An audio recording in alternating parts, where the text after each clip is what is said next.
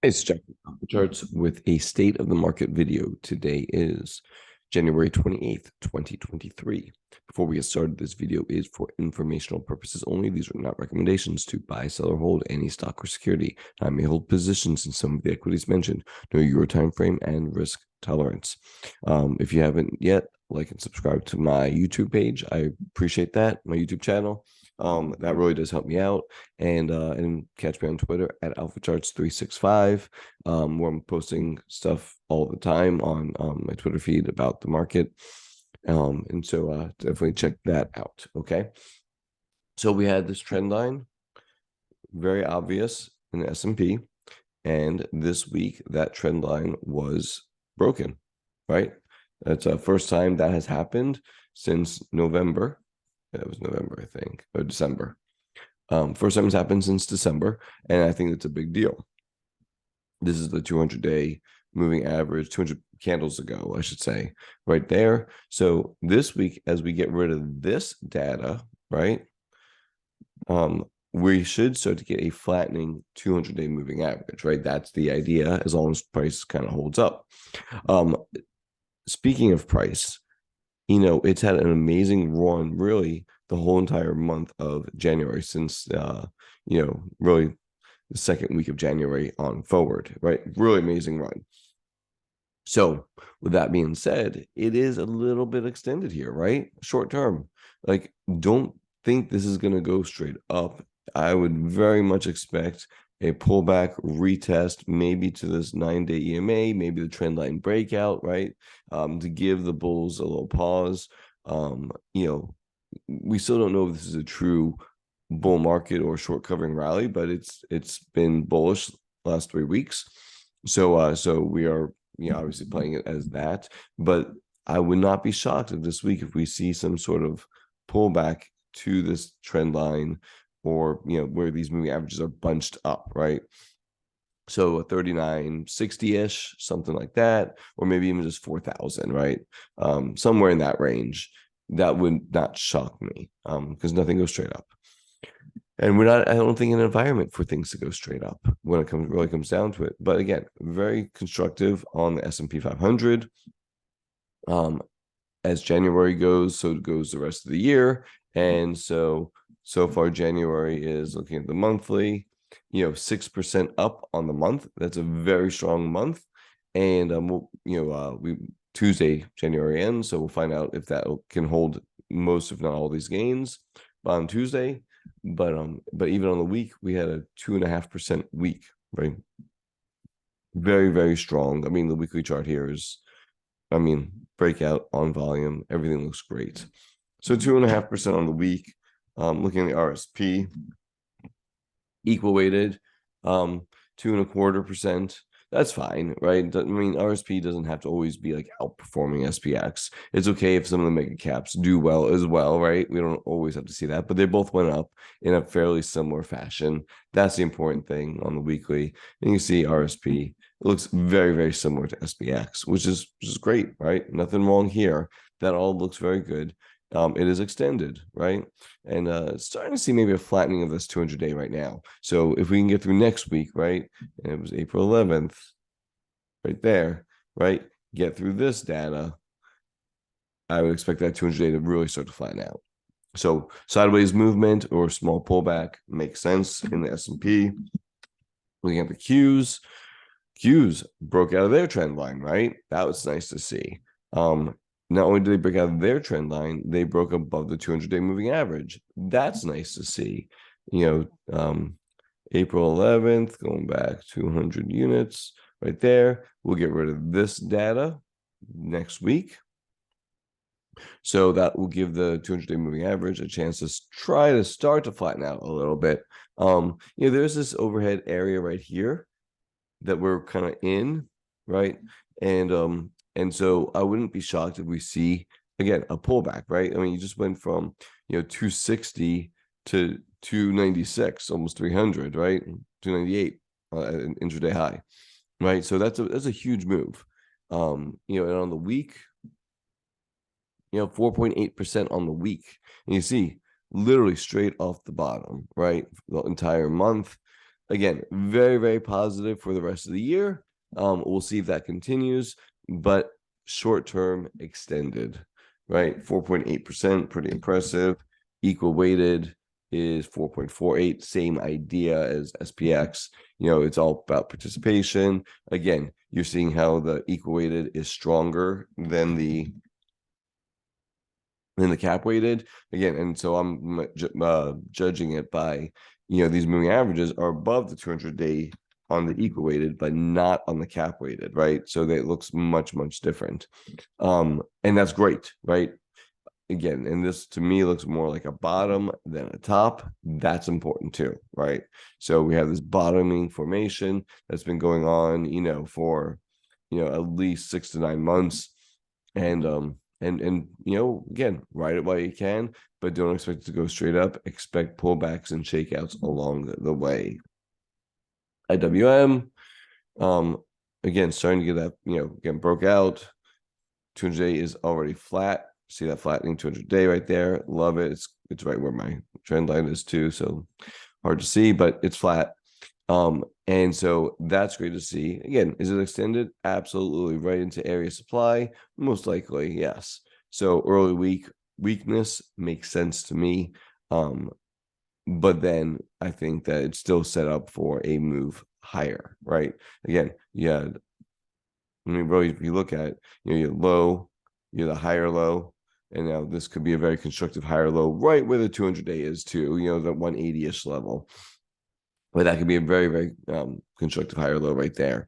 Again, it has that little kind of inverse head and shoulders look right here in the smaller pattern, right? So that looks good as well. Looking at IWO,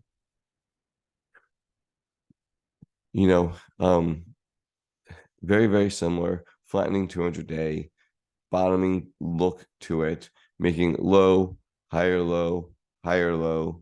Now you have the 200-day, which is flattening right there. So I think that's the next level to watch, to manage risk against. I think that's the ultimate level, but I think that's an important level too. Staying above the 200-day, above the 50-day, right? They're all kind of bunched up together right there. So a little pullback, maybe to the 50-day, maybe not. Maybe just to the 23-day, right? About 225-ish. And then maybe a bounce higher, right? In IWO, small cap growth, love to see that. And my mid caps, love the mid caps. We've had a flattening 200-day now for about a week or so. It's kind of leading the market higher, big strong base that it's making, and again, extended like everything else. Expected pull back some early on, right into this area supply, right? So we're in supply and we're extended. Why wouldn't we think it's going to pull back? So that's the expectation. But I think the bull thesis is still on in the mid caps as well. Let's look at individual ETFs, see how things are looking kind of in that world. So financials, flattening 200-day, things are moving higher. Cross was way back here. Again, look at the drop off in volume though, as this is moving higher into this area. As it gets extended, you see less and less participation, hence the pullback as I would expect. So usually I look at SMH next, but I think I'm going to start looking at XSD. I kind of like that one better. It's an equal weight semiconductor index. Let me just make my notes here while I'm doing it. And I try to look at equal weight products as much as possible because I feel like it really gives you a better sense of what's going on. And so XSD, equal weight semiconductor index, and you see that this looks more like a bottom than a top, right? It peaked out over here in November, December of 2021, got real loose and wild, came down, and now it is coming back again. Broke out, very extended. I would expect a retest of this breakout, but look how this 200-day is already curling up. That's what you want to see, right? The 200-day already curling up. Expect that retest, and then as long as it holds, I think that looks really good going forward. So financials look good, semiconductors look good. Let's look at equal weighted transports. Again, getting those crosses. Again, not quite as strong as some of the other ones, but it is definitely going in the right direction. Has some room to the upside potentially. Getting a little loose in here. So again, this one may pull back too, right? That 200-day is not too far below and it's flattening out. Love to see that. As long as price stays above the 200-day, I think it's absolutely fine and still in bullish territory. And then let's look at the last one, home builders XHB.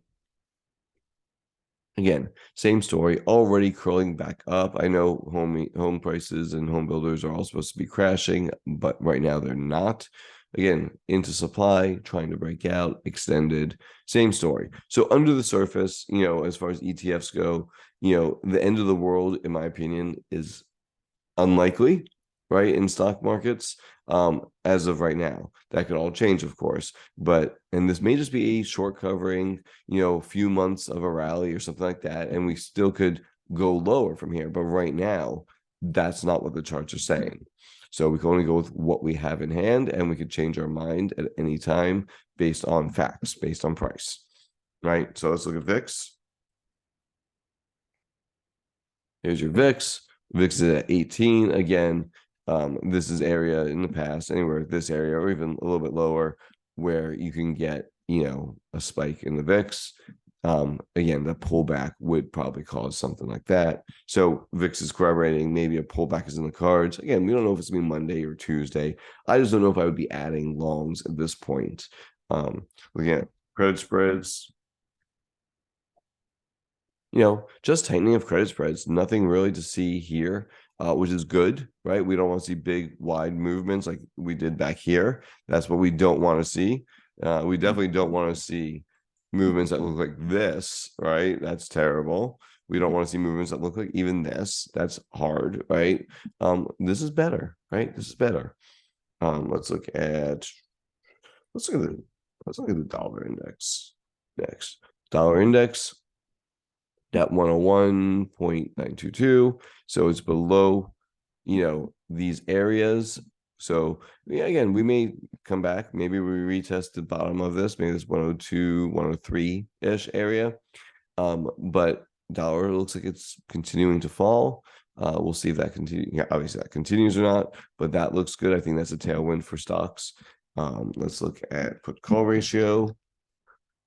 Put call ratio starting to get, again, a little bit on the frothy side, not quite extreme, but getting to the frothy side, which is, again, corroborates the idea that at some point next week, probably going to get some kind of big violent pullback, or it doesn't be violent, but some sort of pullback going on.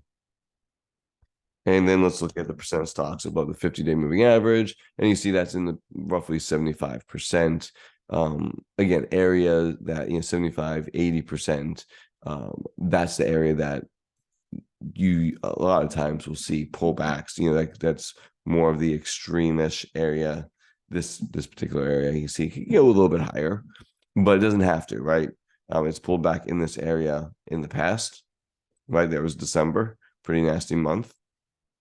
And January was very good. So yeah, getting to that area of froth in the market, right? Short term.